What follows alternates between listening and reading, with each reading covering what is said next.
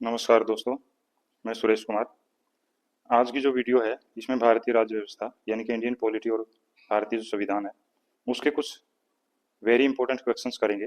ये पर्सन जो है हर लेवल के एग्जाम के लिए काफ़ी इंपॉर्टेंट रहने वाले हैं, चाहे वो हरियाणा ग्रुप डी हो या HSSC मेन, DSSB या और कोई भी GK GS। तो उन सभी के लिए ये मोस्ट इंपॉर्टेंट क्वेश्चंस हैं, इसलिए वीडियो को लास्ट तक जरूर देखें। तो चलिए वीडियो को शुरू करते हैं। आज का हमारा पहला प्रश्न है, भारतीय संविधान के निम्नलिखित प्रावधानों में से कौन सा प्रावधान मंत्रिपरिषद की नियुक्ति तथा पदच्युति को विवेचित करता है? यानी कि मंत्रिपरिषद की नियुक्ति और उसकी बर्खास्तगी से संबंधित विधेयक अनुच्छेद कौन सा है? तो इसमें हमारा राइट ऑप्शन होगा ऑप्शन डी, अनुच्छेद 75 जो है वो मंत्रिपरिषद की नियुक्ति से संबंधित है। प्रश्न नंबर 2 है,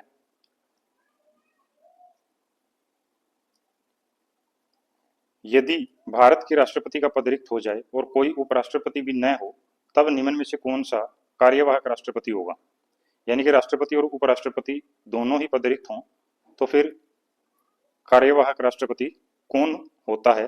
तो इसमें हमारा राइट ऑप्शन होगा ऑप्शन डी, सर्वोच्च न्यायालय का मुख्य न्यायाधीश जो है वो कार्यवाहक राष्ट्रपति के रूप में काम कर सकता है। प्रश्न नंबर 3 है, नीचे दो वक्तव्य दिए गए हैं, एक कथन है और दूसरा कारण है। तो इसमें हमें यह देखना है कि कथन और कारण में कौन सा सही है। तो कथन है, कोई व्यक्ति उपराष्ट्रपति निर्वाचित होने का पात्र तभी होगा जब वह राज्यसभा का सदस्य होने के लिए अर्हित हो। ये बिल्कुल राइट है, क्योंकि जो उपराष्ट्रपति है वो राज्यसभा का सभापति होता है, इसलिए उसके अंदर राज्यसभा का सदस्य होने की योग्यताएं होनी चाहिए। कारण है, उपराष्ट्रपति राज्यसभा का पदेन सभापति होता है, ये भी बिल्कुल इसकी राइट व्याख्या करता है। तो इसमें हमारा जो राइट ऑप्शन होगा वो ए है, कथन ए और कारण आर दोनों सत्य हैं और आर ए का सही स्पष्टीकरण है। प्रश्न नंबर 4 है, निम्न में से कौन सा एक संवैधानिक संशोधन मौलिक कर्तव्यों से संबंधित है? यानी कि मौलिक कर्तव्यों में जो संशोधन किया गया वो कौन से संविधान संशोधन के द्वारा किया गया? तो इसमें हमारा राइट ऑप्शन होगा ऑप्शन ए, 42वां संविधान संशोधन। ये 1976 में पारित किया गया था, जिसमें मौलिक कर्तव्यों में संशोधन किया गया। प्रश्न नंबर 5 है, मौलिक कर्तव्यों से संबंधित निम्न में से कौन सा कथन सही नहीं है? पहला है, उन्हें परमादेश द्वारा प्रभावी बनाया जा सकता है, ये गलत है। तो हमारा राइट आंसर होगा ऑप्शन ए। बाकी जो तीनों कथन हैं ये मौलिक कर्तव्यों से संबंधित सही कथन है। प्रश्न नंबर 6 है, भारतीय संविधान के 70वें संशोधन द्वारा भारत के राष्ट्रपति के चुनाव में जिन दो केंद्र शासित प्रदेशों को भाग लेने का अधिकार दिया गया है वे हैं, तो इनमें से कौन से दो केंद्र शासित प्रदेश हैं जो भारत के राष्ट्रपति के चुनाव में भाग ले सकते हैं? तो इसमें हमारा राइट ऑप्शन होगा ऑप्शन बी, दिल्ली तथा पुडुचेरी। ये दोनों जो केंद्र शासित प्रदेश हैं ये राष्ट्रपति चुनाव में भाग ले सकते हैं और इसके लिए 70वां संविधान संशोधन किया गया है। प्रश्न नंबर 7 है, राष्ट्रपति के निर्वाचन मंडल के सदस्य होते हैं, यानी कि राष्ट्रपति का जो चुनाव होता है उसमें कौन भाग लेता है? तो इसमें हमारा राइट ऑप्शन होगा ऑप्शन डी, यानी कि 1, 3 और 4। दूसरा जो है वो इसमें शामिल नहीं है। संसद के दोनों सदनों के निर्वाचित सदस्य, सभी राज्यों की विधानसभाओं के निर्वाचित सदस्य और दिल्ली और पौंडीचेरी विधानसभाओं के निर्वाचित सदस्य जो है राष्ट्रपति के निर्वाचन मंडल में शामिल होते हैं। प्रश्न नंबर 8 है, सूची 1 और 2 को सुमेलित करना है, जिसमें तो इसमें कुछ अनुच्छेद दिए गए हैं और आगे उनके अंदर जो उल्लेख किया गया है वो टॉपिक दिए गए हैं, तो हमें इनका मिलान करना है। तो इसमें हमारा जो राइट ऑप्शन होगा वो ऑप्शन ए है, 1, 2, 3, 4। यानी कि ये बिल्कुल सभी इनके जो सामने आंसर हैं वो राइट हैं। अनुच्छेद 40 ग्राम पंचायतों से संबंधित, अनुच्छेद 41 काम का अधिकार, अनुच्छेद 44 समान नागरिक संहिता से संबंधित है और अनुच्छेद 48 जो है कृषि एवं पशुपालन का गठन से संबंधित है। प्रश्न नंबर 9 है, निम्न में से कौन एक राज्य का नीति निदेशक तत्व नहीं है? तो इसमें 4 नीति निदेशक तत्व दिए गए हैं, कौन सा इनमें शामिल नहीं है? तो इसमें हमारा राइट ऑप्शन होगा ऑप्शन डी। ऑप्शन डी जो है ये इसमें शामिल नहीं है, क्योंकि जो 14 वर्ष की आयु तक के बच्चों को निःशुल्क शिक्षा है, ये एक नीति निर्देशक तत्व नहीं, बल्कि इसको 86वां संविधान संशोधन द्वारा 2002 में मौलिक अधिकार में शामिल कर दिया गया है। प्रश्न नंबर 10 है, निम्न में से कौन सा एक राज्य का नीति निर्देशक सिद्धांत संविधान में बाद में जोड़ा गया? तो कौन सा ऐसा नीति निर्देशक तत्व है जो बाद में शामिल किया गया था? तो इसमें हमारा राइट ऑप्शन सी है, मुफ्त कानूनी जो सलाह है ये बाद में जोड़ा गया है और ये अनुच्छेद 39A से संबंधित है। प्रश्न नंबर 11 है, भारतीय संविधान में समानता का अधिकार 5 अनुच्छेदों द्वारा स्वीकृत है, वे कौन से हैं? यानी कि कौन से अनुच्छेदों में समानता के अधिकार का वर्णन किया गया है? तो इसमें हमारा राइट ऑप्शन होगा बी, अनुच्छेद 14 से 18 तक समानता के अधिकार का वर्णन किया गया है। प्रश्न नंबर 12 है, निम्न में से कौन एक राज्य के नीति निर्देशक सिद्धांतों का उद्देश्य नहीं है? तो इसमें हमारा राइट ऑप्शन होगा ऑप्शन सी, एक धार्मिक राज्य की स्थापना करना इनका उद्देश्य नहीं है, बाकी सभी इसके उद्देश्य हैं। प्रश्न नंबर 13 है, बंधुआ मजदूर उन्मूलन अधिनियम संसद ने पारित किया था, तो ये कब पारित किया था वो हमें बताना है। तो इसमें हमारा राइट ऑप्शन होगा ऑप्शन बी, ये 1976 में पारित किया गया संसद के द्वारा बंधुआ मजदूर उन्मूलन अधिनियम। प्रश्न नंबर 14 है, सूचना का अधिकार, इसमें दो कथन दिए गए हैं, तो इनमें से कौन सा सही है? तो सूचना का अधिकार ऑप्शन ए एक मूल अधिकार है, ऑप्शन बी एक विधिक अधिकार है, ऑप्शन सी दोनों है और ऑप्शन डी कोई नहीं है। तो इसमें हमारा राइट ऑप्शन होगा ऑप्शन ए, एक मूल अधिकार के रूप में इसको शामिल किया गया है। प्रश्न नंबर 15 है, किसी व्यक्ति को एक ही अपराध के लिए एक बार से अधिक अभियोजित और दंडित नहीं किया जाएगा। अपराधों के लिए दोष सिद्धि के संबंध में उपरोक्त संरक्षण किस अनुच्छेद के अंतर्गत दिया गया है? तो ये बात जो है किस अनुच्छेद में इसका उल्लेख किया गया है कि एक व्यक्ति को एक ही अपराध के लिए एक से ज्यादा बार दंड नहीं दिया जा सकता। तो इसमें हमारा राइट ऑप्शन होगा ऑप्शन बी, अनुच्छेद 20 में ये बात कही गई है। प्रश्न नंबर 16 है, निम्न में से कौन सा सही सुमेलित नहीं है? तो इसमें हमें देखना है कौन सा सही मिलान नहीं किया गया है। तो इसमें ऑप्शन ए है अस्पृश्यताकांत अनुच्छेद 17 बिल्कुल सही है। ऑप्शन बी है गिरफ्तारी एवं निरोध विरुद्ध संरक्षण अनुच्छेद 23, ये गलत है, ये इसमें शामिल नहीं है। ऑप्शन सी धर्म की स्वतंत्रता अनुच्छेद 25, ऑप्शन डी अल्पसंख्यकों के हितों का संरक्षण अनुच्छेद 29, ये बाकी तीनों सही हैं।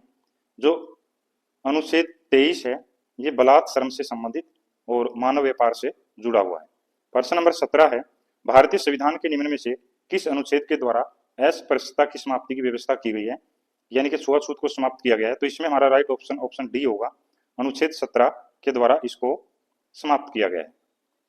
प्रश्न नंबर 18 है, भारत का संविधान स्पष्ट प्रेस की आजादी की व्यवस्था नहीं करता, किंतु यह आजादी अंतर्निहित है किस अनुच्छेद में?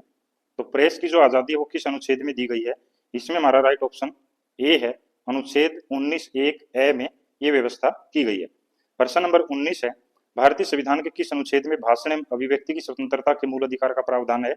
यानी कि भाषण एवं अभिव्यक्ति की स्वतंत्रता किस अनुच्छेद में दी गई है? तो इसमें हमारा राइट ऑप्शन बी होगा, अनुच्छेद 19 में इसका प्रावधान किया गया है। प्रश्न नंबर 20 है, दोस्तों इसमें बहुत ही शानदार इंडियन पॉलिटी और संविधान के प्रश्न लिए गए हैं, इसलिए वीडियो को लास्ट तक जरूर देखें। और इसी तरह के शानदार प्रश्नों के लिए जीके जीएस के लिए आप हमारे चैनल कंप्लीट जीएस 360 को लाइक शेयर सब्सक्राइब जरूर करें और वीडियो पर एक लाइक अवश्य करें। तो प्रश्न नंबर 20 है, एक दिव्य को संघ में शामिल करने अथवा राज्यों की स्थापना करने की कार्यपालिकाई शक्ति निम्न में से किसे प्राप्त है? यानी कि किसी भी क्षेत्र को संघ में शामिल करने या नए राज्य की स्थापना करने का जो अधिकार है वो किसके पास है? तो इसमें हमारा राइट ऑप्शन ए होगा, ये शक्ति संसद के पास है। प्रश्न नंबर 21 है, भारत के संविधान के अंतर्गत कौन सा अनुच्छेद कारखानों में बालकों के नियोजन का प्रतिषेध करता है? यानी कि बाल श्रम पर रोक जो लगाता है वो अनुच्छेद कौन सा है? तो इसमें हमारा राइट ऑप्शन डी होगा, अनुच्छेद 24 में ये वर्णन किया गया है। प्रश्न नंबर 22 है, निम्न अनुच्छेदों में से किस एक को डॉक्टर बी आर अम्बेडकर द्वारा संविधान का हृदय एवं आत्मा कहा गया था? तो इसमें हमारा राइट ऑप्शन डी होगा। अनुच्छेद जो 32 है जिसमें संवैधानिक उपचारों का अधिकार दिया गया है, उसको अंबेडकर जी द्वारा संविधान का हृदय और आत्मा कहा गया। प्रश्न नंबर 23 है, निम्न में से किसके द्वारा संपत्ति के मूल अधिकार का लोप किया गया है, यानी कि जो संपत्ति का मूल अधिकार था उसको समाप्त कर दिया गया, तो वो किस संविधान संशोधन द्वारा किया गया था। इसमें हमारा राइट ऑप्शन सी होगा, संविधान संशोधन 44वां अधिनियम जो 1976 में पारित किया गया। प्रश्न नंबर 24 है, भारत में राज्य पुनर्गठन आयोग की संस्तुति के आधार पर राज्यों का पुनर्गठन किस वर्ष किया गया था, तो इसमें हमारा राइट ऑप्शन सी होगा, अनुच्छेद 1956 में राज्य पुनर्गठन आयोग की अनुशंसा के आधार पर राज्यों का पुनर्गठन किया गया। प्रश्न नंबर 25 है, भाषाई आधार पर सर्वप्रथम किस राज्य का गठन भारत में किया गया, यानी कि भाषा के आधार पर भारत में बनाया गया पहला राज्य कौन सा है, तो इसमें हमारा राइट ऑप्शन डी होगा, आंध्र प्रदेश जो 1956 में बना। प्रश्न नंबर 26 है, लोकसभा में केंद्र शासित प्रदेशों के लिए कितनी सीटें आरक्षित हैं, यानी कि लोकसभा में जो केंद्र शासित प्रदेश हैं उनके लिए कितनी सीटें रखी गई हैं, तो इसमें हमारा राइट ऑप्शन ए है, 20 सीटें जो हैं केंद्र शासित प्रदेशों के लिए आवंटित की गई हैं। प्रश्न नंबर 27 है, समाजवादी शब्द उद्देशिका में जोड़ा गया, यानी कि जो समाजवाद शब्द है ये भारत की संविधान की जो उद्देशिका है प्रस्तावना उसमें कब जोड़ा गया, तो इसमें हमारा राइट ऑप्शन ए होगा, 42वें संविधान संशोधन द्वारा 1976 में इसको जोड़ा गया। प्रश्न नंबर 28 है, भारतीय संविधान का कौन सा भाग संविधान की आत्मा कहलाता है, तो किस भाग को संविधान की आत्मा कहा जाता है, तो इसमें हमारा राइट आंसर होगा ऑप्शन सी, उद्देशिका। और अगर मौलिक अधिकारों की बात की जाए तो संवैधानिक उपचारों का जो अधिकार है उसको मौलिक अधिकारों का आत्मा कहा गया है जो अनुच्छेद 32 में दिया गया है।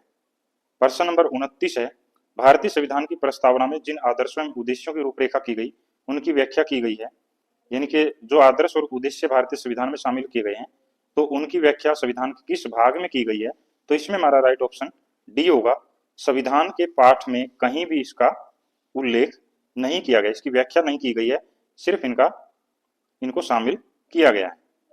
प्रश्न नंबर 30 है, भारत में राजनीतिक सत्ता का प्रमुख स्रोत कौन सा है, यानी कि जो पॉलिटिकल पावर है वो किसके पास है भारत में, तो इसमें हमारा राइट ऑप्शन ए होगा, जनता के पास।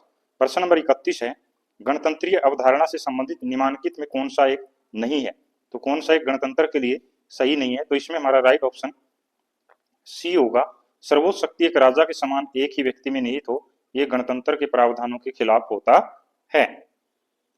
प्रश्न नंबर 32 है, आर्थिक नियोजन भारतीय संविधान की किस सूची में सम्मिलित है, यानी कि जो योजनाएं बनाई जाती हैं, योजना आयोग या नीति आयोग जो है इससे संबंधित जो विषय है वो किस सूची में शामिल है, तो इसमें हमारा राइट ऑप्शन सी है, ये समवर्ती सूची का विषय है और समवर्ती सूची में राज्य और केंद्र दोनों मिलकर कानून बना सकते हैं। प्रश्न नंबर 33 है, भारतीय संविधान की उद्देशिका में संशोधन किया गया था, यानी कि भारतीय संविधान की जो उद्देशिका उसमें किस संविधान संशोधन द्वारा बदलाव किया गया, तो इसमें हमारा राइट ऑप्शन सी होगा, 42वां संविधान संशोधन 1976 में। प्रश्न नंबर 34 है, किसने कहा था संविधान सभा कांग्रेस थी और कांग्रेस भारत था, तो ये विचार जो है किसके हैं, तो इसमें हमारा राइट ऑप्शन होगा ऑप्शन ए, ऑस्टिन जो विद्वान है जिन्होंने इंडियन कॉन्स्टिट्यूशन एक महत्वपूर्ण पुस्तक लिखी उसमें उन्होंने ये विचार दिए थे। उनका मानना था कि जो कांग्रेस पार्टी थी उस समय ज्यादातर उसी के लोग संविधान सभा में चुने गए, इसलिए उन्होंने संविधान सभा कांग्रेस थी और कांग्रेस भारत था इस वाक्य का उल्लेख किया।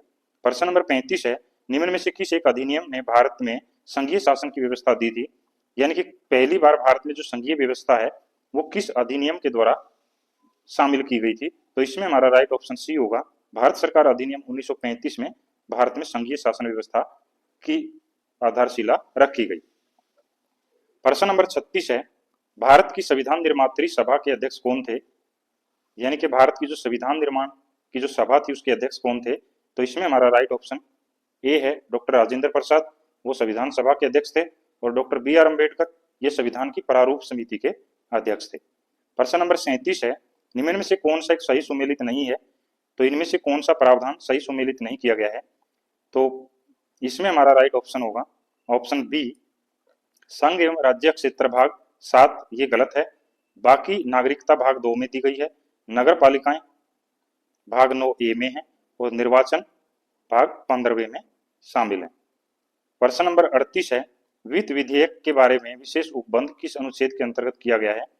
यानी कि जो वित्त विधेयक होते हैं उनसे संबंधित प्रावधान किस अनुच्छेद में किया गया? तो इसमें हमारा राइट ऑप्शन ए होगा, अनुच्छेद 117 में। प्रश्न नंबर 39 है, भारतीय संविधान में मूल अधिकारों का विचार कहां से लिया गया है? तो इसमें हमारा राइट ऑप्शन डी होगा, ये अमेरिका के संविधान से मूल अधिकारों को शामिल किया गया है। प्रश्न नंबर 40 है, भारतीय संविधान में आरंभ में कितने अनुच्छेद थे? यानी कि जब शुरुआत में भारतीय संविधान बना तो इसमें कितने अनुच्छेद शामिल किए गए थे? तो इसमें हमारा राइट ऑप्शन सी होगा, 395 अनुच्छेद इसमें शामिल थे। प्रश्न नंबर 41 है, नागरिकता से संबंधित प्रावधान संविधान के किस भाग में है? तो इसमें हमारा राइट ऑप्शन सी होगा, ये संविधान के भाग 2 में नागरिकता के बारे में उल्लेख किया गया है।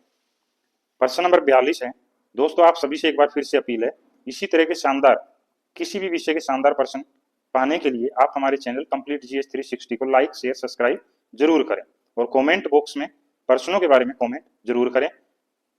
प्रश्न नंबर 42 है, भारतीय संविधान सभा की प्रारूप समिति के अध्यक्ष कौन थे? तो इसमें हमारा राइट ऑप्शन सी होगा, डॉक्टर BR अम्बेडकर। प्रश्न नंबर 43 है, भारतीय संविधान में मौलिक कर्तव्यों का विचार कहां से लिया गया है? तो मौलिक कर्तव्य किस देश के संविधान से प्रेरित हैं? तो इसमें हमारा राइट ऑप्शन सी होगा, पूर्व सोवियत संघ के संविधान से इनको शामिल किया गया है। प्रश्न नंबर 44 है, भारतीय संविधान में सन्निहित मूल अधिकारों की अवधारणा किस देश के संविधान से ग्रहण की गई है? तो इसमें हमारा राइट ऑप्शन होगा, ऑप्शन सी, संयुक्त राज्य अमेरिका। प्रश्न नंबर 45 है, निम्न में से किसे भारत सरकार का प्रथम विधि अधिकारी माना जाता है? तो इसमें हमारा राइट ऑप्शन सी होगा, भारत का जो महान्यायवादी होता है उसको भारत का पहला या प्रथम विधि अधिकारी माना जाता है।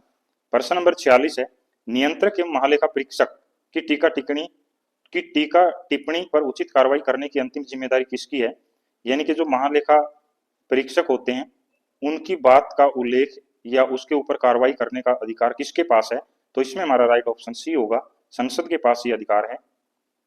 प्रश्न नंबर 47 है, भारत के महान्यायवादी के विषय में निम्न कथनों पर विचार कीजिए।